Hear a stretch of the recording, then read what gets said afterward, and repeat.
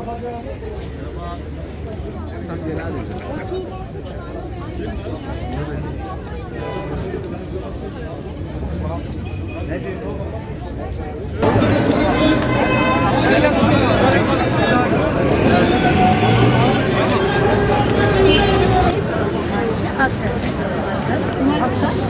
abi buradan imzayla geliyor karşı. Şuraya Ayşe Hanım imza.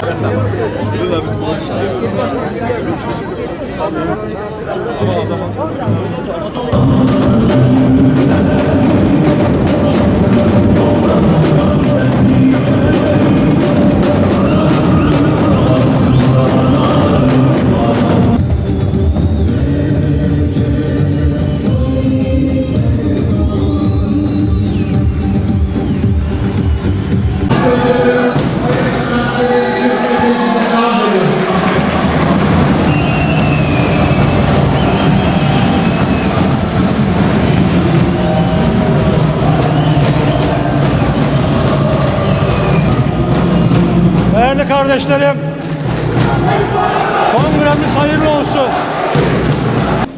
Bakın, bugün Cumhur İttifakı olmasa ne yapacaklar biliyor musunuz?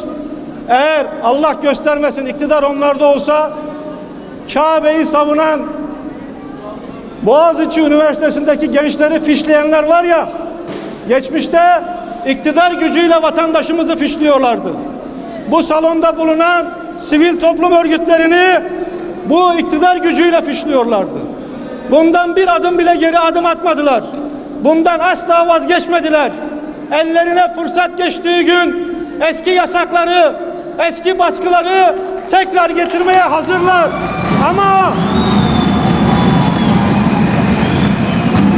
Ama Adana'dan, bu kongreden bir kere daha ilan ediyoruz.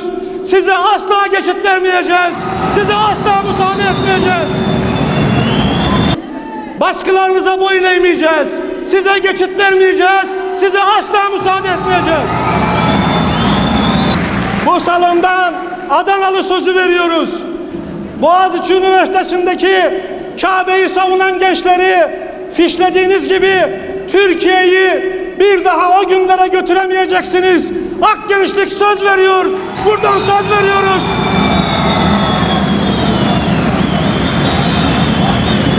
Geçen de çıktılar. İktidara gelirsek başörtüsü takan kadınlarla mücadele edeceğiz dediler. Adanalı sözü veriyoruz. Ak kadınlar diyor ki asla müsaade etmeyeceğiz. Asla geçit vermeyeceğiz. Türkiye'nin seçilmiş cumhurbaşkanı meşhur kurumlarına hedef gösteriyorsun. Yargı mensuplarından yıkamıyorsun. Valilerden yıkamıyorsun. Ne yapmak istediğini biliyoruz. Sizin toplumlarınız bizim elimizde. Sizin toplumlarınız bizim elimizde. Sizin toplumlarınız için kafanızın içinde ne yapıyoruz? Kafanızdaki zaten birbirinizden anlıyor. Türkiye'yi yaşayıp yönelik istiyorsunuz. Milletin anlaşını çalmak istiyorsunuz. Demokrasiyi çalmak istiyorsunuz. Anadolu'yu veriyoruz. Bir an gevşersek Cumhur İttifakı'nın gücünde azıcık bir zayıflama gördüler. Bizim irademizde azıcık bir gerileme gördüler. Eski belaları memleketin başına açmak için asla geri adım atmazlar. Düşünün genç kardeşlerim, bugünkü Türkiye Bosna Savaşı'nın olduğu yıllarda olsaydı, Karabağ Savaşı'nda ortadan ilanı koyan Türkiye, Bosna Savaşı'nın olduğu zamanlarda olsaydı, Osman Devleti'nin başkanlarına yerleştirmiş olsaydı, efendim, bir gücümüz olurdu. Düşünün sevgili kardeşlerim, bugün sizin bu salonları doldurarak inşa ettiğiniz bu irade, bu demokrasi gücü, bu milli irade gücü 80'lerde itibaren Türkiye'ye olsaydı, Türkiye'nin 20 yıl, 30 yıllık hayırlı, 100 yıllık bir bedel kazanılmazdı.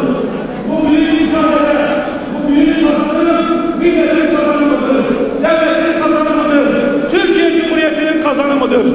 Gönlü Türkiye Cumhuriyeti'nden yana olmayanlar, yüreği Türkiye Cumhuriyeti'nden yana olmayanlar, memleket için söyleyecek sözü olmayanlar,